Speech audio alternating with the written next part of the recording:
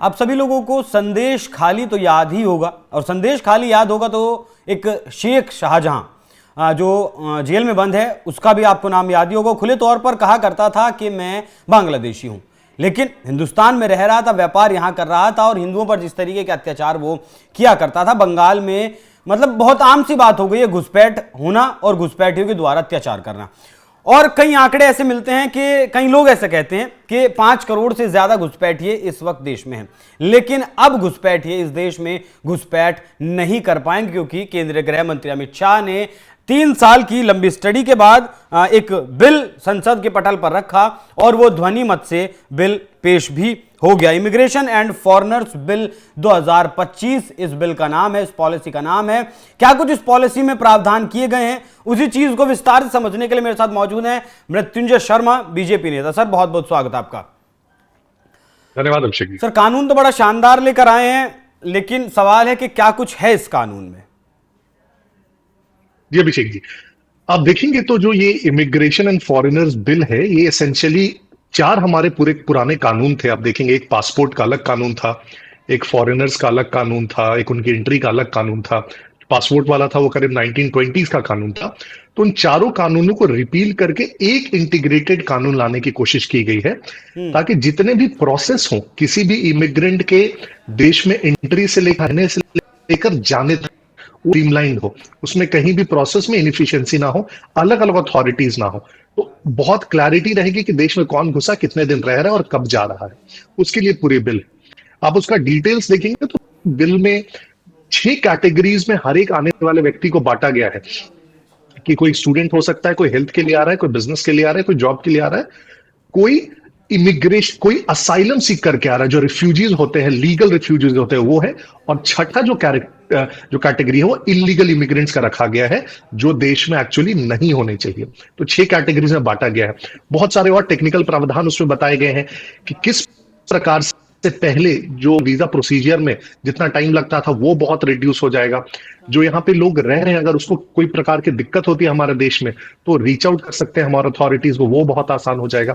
तो एक पूरा इंटीग्रेटेड बिल है, जिससे सरकार को भी पता होगा कि कौन देश में आ रहा है, रह रहा है हमारे, और जो आ रहा है उसको भी बहुत आसानी होगी, क्योंकि उनको बहुत दिक्कतें नहीं होंगी हमारे देश में।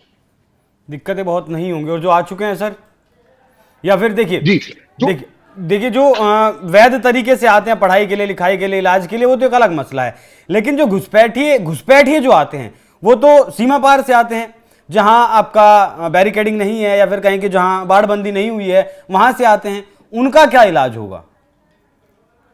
बहुत अच्छा सवाल है अभिषेक जी। तो इनफैक्ट उस पर जवाब देते हुए उस पर भी बहुत सारे डेटा पॉइंट्स डाले गए हैं गृह मंत्री जी के द्वारा। जैसे बताया गया है कि जो हमारे चेक पॉइंट्स होते हैं जो देश में एंट्री के, उसमें किस प्रकार 2014 से 2025 में बढ़ोतरी हुई है, करीब करीब दोगुनी हो गई। एक बहुत इंटरेस्टिंग डेटा उन्होंने दिया, क्योंकि हमारे यहाँ जो मैक्सिमम इलीगल इमिग्रेशन होता है वो पाकिस्तान बॉर्डर से नहीं होता है, अपने यहाँ बांग्लादेश बॉर्डर से होता है। और उसमें भी आप देखेंगे तो बंगाल का सबसे बड़ा बॉर्डर है, वहीं से ज्यादातर इलीगल इमिग्रेशन होता है। तो एक डेटा तो उन्होंने दिया कि करीब करीब बांग्लादेश से हमारे यहाँ 2200 किलोमीटर का बॉर्डर है, 2216 किलोमीटर का बॉर्डर है। उसमें 112 किलोमीटर ऐसा है जिसपे किसी प्रकार की फेंसिंग वगैरह नहीं हो सकती है, क्योंकि ज्योग्राफी वैसा है कि कहीं नदी है, नाले हैं, उस प्रकार की ज्योग्राफी है।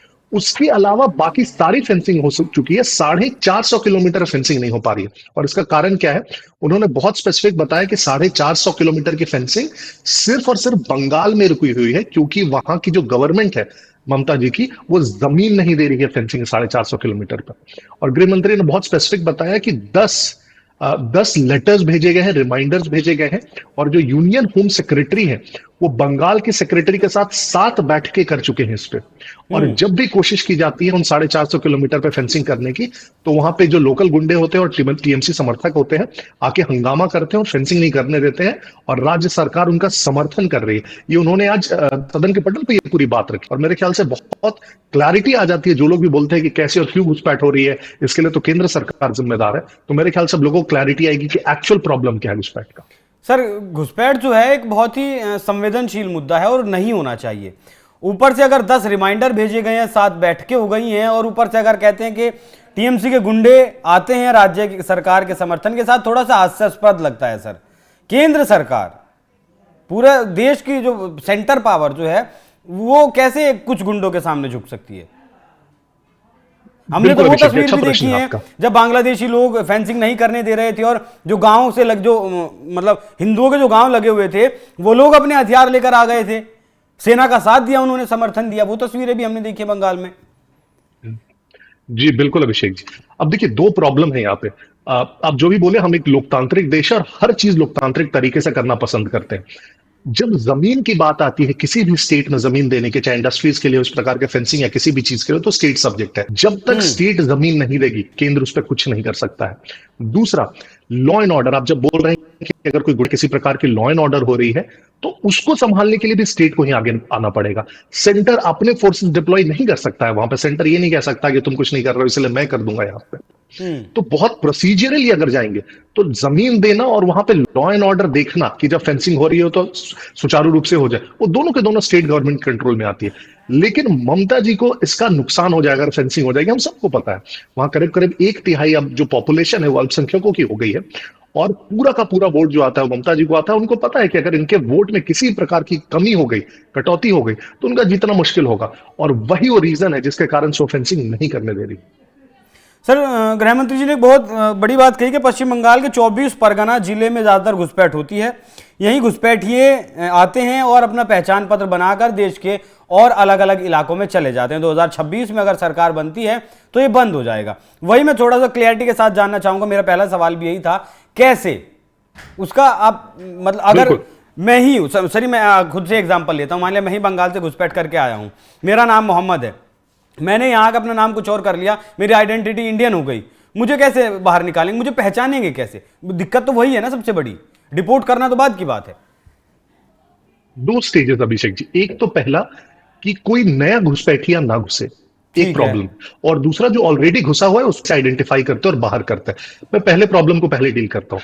कोई नया घुसपैठिया जब आपके यहाँ आता है तो सबसे पहला स्टेज क्या होता है, वो यहाँ का कोई ना कोई आइडेंटिफिकेशन बनाने की कोशिश करता है। यहाँ का आधार कार्ड बनाने की कोशिश करेगा, फिर उसके बेसिस पे वोटर कार्ड बनाने की कोशिश करेगा। अब इसमें राज्य सरकार की बहुत अहम भूमिका हो जाती है, क्योंकि जो आधार कार्ड बन रहा है वहां पे वोटर कार्ड बन रहा है, उसमें केंद्र इन्वॉल्व नहीं होती है। तो राज्य सरकार का जो लोकल सूचना तंत्र है, लॉ एंड ऑर्डर है, जो लोकल थाने है, वो कैसे आइडेंटिफाई कर रही है कि हाँ यहाँ पे उनको उसको खबर मिल गई कि 10 इलीगल इमिग्रेंट्स यहाँ पे आ गए, जो उसका इंटेलिजेंस है, तो वो उस पर क्या एक्शन लेती है, वो बहुत इंपॉर्टेंट है। ये नए कोई भी अगर घुसपैठ आता है जो ऑलरेडी हमारे यहाँ आ गए हैं, उसी के लिए अभिषेक जी जो आपको ध्यान होगा, जो एनआरसी लाया गया था उसका पूरा का पूरा रीजन ही यही था कि एक नेशनल रजिस्टर बने हमारे सिटीजन्स का, क्योंकि हमारे यहाँ सिटीजनशिप का कोई एक यूनिफॉर्म डॉक्यूमेंट नहीं है। अगर एक पासपोर्ट है भी तो मुश्किल से 1-2% लोगों के पास होता है। तो एक एनआरसी, एक रजिस्टर बने जिसमें पता हुआ हमें कौन हमारे देश का सिटीजन है। और वही जो आसाम में हुआ, तो उसमें क्या होगा, उसमें हर जगह सर्वेज होंगे, पता चलेगा कि हाँ यहाँ का व्यक्ति है, ये है, ये है। उसमें यह भी कहा गया अगर आपके पास बहुत सारे डॉक्यूमेंट्स ना भी हो तो कम से कम जो आपका ग्राम पंचायत है आप उससे लिखवा के बता सकते हैं, आपके आसपास के 10 लोग वेरीफाई कर सकते हैं कि हाँ ये व्यक्ति यहाँ पीढ़ियों से रह रहा है, बाहर से नहीं आया हुआ है। तो पूरा इंटेंशन उसका वही था। लेकिन आपको पता है फिर एनआरसी के खिलाफ क्या हुआ इस देश में, और इसी कारण वो स्टैग्नेट हो गया है। तो एनआरसी उसका सोल्यूशन है कि आइडेंटिफाई करे एग्जिस्टिंग घुसपैठिए कौन है। ये एनआरसी तो सर जितना जल्दी हो सके देश में लागू होना चाहिए। और वाकई में घुसपैठ इस देश की बहुत बड़ी समस्या। दिल्ली में जहांगीरपुरी में जब दंगे हुए थे तो हमने देखा था कैसे बांग्लादेशी घुसपैठियों का नाम उसमें आया था। और बंगाल में भी जितनी भी शोभा यात्राओं पर पत्थरबाजी होती है उस पर भी जब हम देखते हैं और खबरें आती हैं कि उसमें भी घुसपैठिए शामिल होते हैं।